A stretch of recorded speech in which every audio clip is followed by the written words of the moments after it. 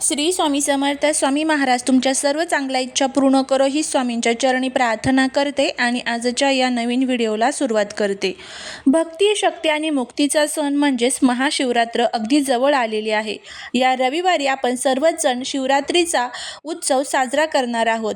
पण तुम्हाला माहीत आहे का, महाशिवरात्री ही का साजरी केली जाते? या दिवसाचं महत्त्व काय? यावर्षी पूजेचा शुभ मुहूर्त कोणता? आणि त्याचबरोबर या दिवशी आपल्याला आपल्या घरामध्ये एक अतिशय प्रभावी असा हा एक उपाय करायचा आहे.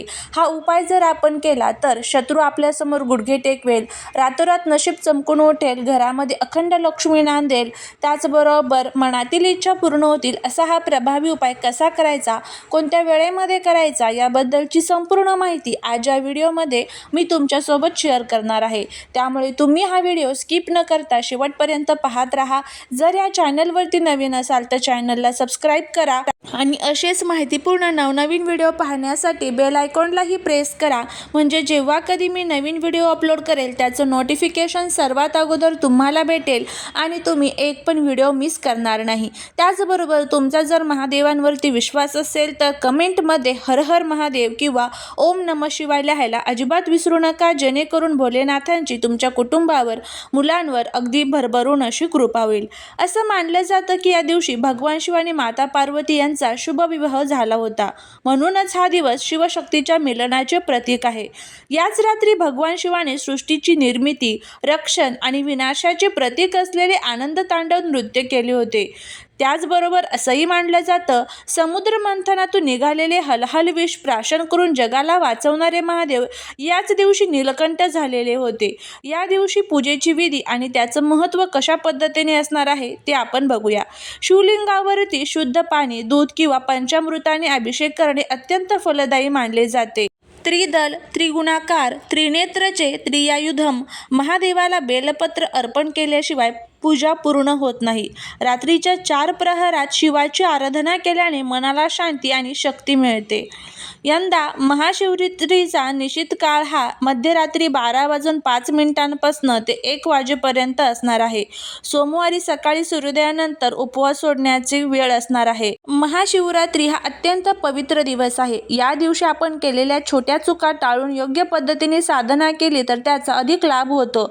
या दिवशी काय करावे तर सकाळी सूर्योदयापूर्वी उठून पवित्र स्नान करावे, शक्य असल्यास अंगाला भस्म लावावे, पूर्ण दिवस उपवास करावा, जर प्रकृती साथ देत नसेल तर फलाहार घ्यावा, शिवलिंगावरती पाणी किंवा कच्च्या दुधाचा अभिषेक करावा, ओम नमः शिवाय मंत्राचा जप चालू ठेवावा, महादेवाला बेलपत्र अर्पण करावे. जर तुमच्याकडे रुद्राक्ष असेल तर तो आजच्या दिवशी परिधान करणे शुभ मानले जाते.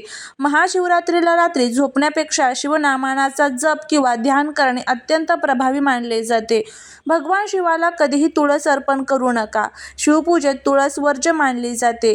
शिवलिंग हे वैराग्याचे प्रतीक आहे, त्यामुळे हळद किंवा कुंकू वाहू नका. त्याऐवजी पांढरे चंदन किंवा भस्म वापरा.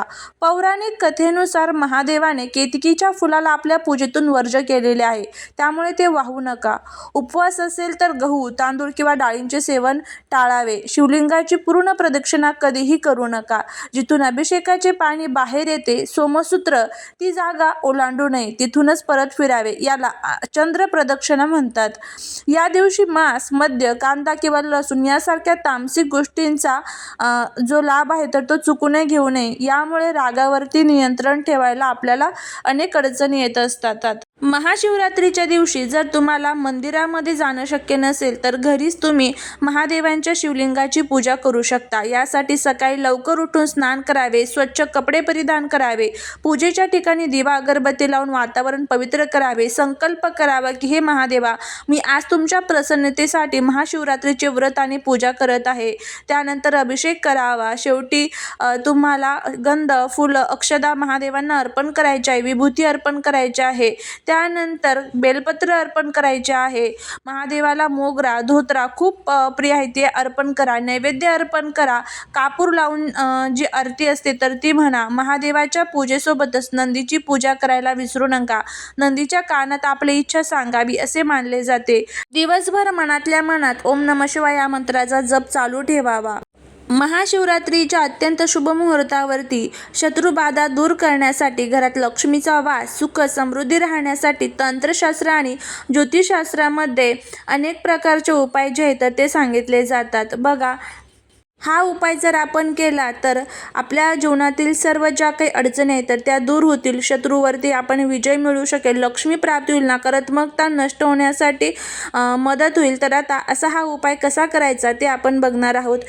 तर आपल्याला या झाडाचं एक पान जे आहे तर ते आपल्या घरामध्ये घेऊन यायचं आहे आणि त्याच्यापासून हा उपाय जो आहे तर तो करायचा आहे. अगदी साधा सोपा आहे. बघा, आपण खूप कष्ट करतो, मेहनत करतो, पण तरी त्या कष्टाचं, मेहनतीचं फळ नसेल, घरामध्ये अनेक प्रकारच्या अडचणी असेल किंवा मनातील इच्छा पूर्ण होत नसेल किंवा तुमची जी कोणती इच्छा असेल ती पूर्ण होण्यासाठी तुम्हाला हा उपाय जो आहे तर तो करायचा आहे. हा उपाय तुम्ही दिवसभरामध्ये सकाळी संध्याकाळी कुठेही करू शकता. फक्त एक लक्षात ठेवायचं, हा उपाय आपल्याला मंदिरामध्येच करावा लागणार आहे. तुमच्या आजूबाजूला जिथे कुठे महादेवांचं मंदिर असेल तिथे तुम्ही हा उपाय करा. सुतक पिरियड्स वगैरे असेल तर उपाय करता येणार नाही. त्यानंतर तुम्हाला काय करायचं आहे, सकाळी किंवा संध्याकाळी एक तांब्याभर पाणी घ्यायचं आहे.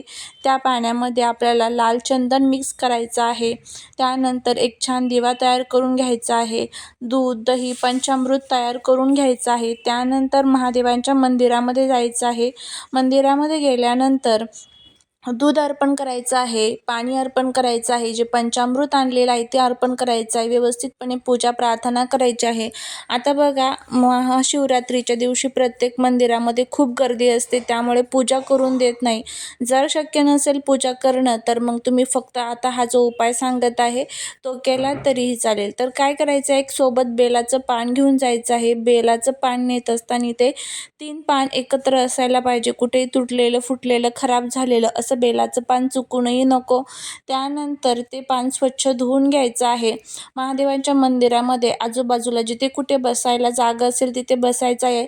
उजव्या हातामध्ये घ्यायचं आहे. तुमची जी काही इच्छा असेल ती इच्छा व्यक्त करायची आहे आणि त्यानंतर दारिद्र्य दहन शिवस्तोत्रमचं तुम्हाला पठण करायचं आहे. तर हे पठण किती वेळेस करायचं, तर तुम्हाला ते 3 वेळेस दारिद्र्य दहन शिवस्तोत्रमचं पठण करायचं आहे. तुमच्या मनातील इच्छा व्यक्त करायची आणि शिवलिंगावरती हे पान अर्पण करायचं आहे आणि परत एकदा तुमची इच्छा महादेवांना व्यक्त करायची आहे. त्यानंतर ते पान उचलायचं आहे, घरी घेऊन यायचं आहे. आता जर तुम्ही तुमच्या व्यवसायाच्या वृद्धीसाठी हा उपाय करत असाल तर एका लाल कपड्यामध्ये बांधून ते तुमच्या व्यापाराच्या, व्यवसायाच्या, दुकानाच्या ठिकाणी ठेवा. घरामध्ये धनसंपत्तीसाठी करत असाल तर तिजोरीमध्ये किंवा जिथे कुठे पैसे ठेवता घरामध्ये तिथे ठेवा. पर्समध्ये, पाकिटामध्ये ठेवलं तरीही चालेल. जर तुम्ही मुलांसाठी करत असाल तर मुलांच्या बॅगमध्ये वगैरे ठेवलं तरी देखील चालेल. ज्या तुमच्या अडचणीसाठी तुम्ही हा उपाय करत आहात त्या ठिकाणी तुम्हाला हे पान जे आहे तर ते ठेवायचं आहे. तर अशा पद्धतीने आपल्याला हा उपाय जो आहे तर तो महाशिवरात्रीच्या दिवशी करायचा आहे. त्यानंतर बघा, हे पान केवळ ठेवायचं, तर जोपर्यंत तुम्हाला वाटत नाही की आपली इच्छा पूर्ण होत नाही तोपर्यंत ठेवा. नंतर मग तुम्ही ते पाण्यामध्ये विसर्जित केलं तरी देखील चालू शकतं. तर करून बघा, तुम्हाला त्याचा खूप चांगला फायदा जो आहे तर तो बघायला मिळेल. श्री स्वामी समर्थ.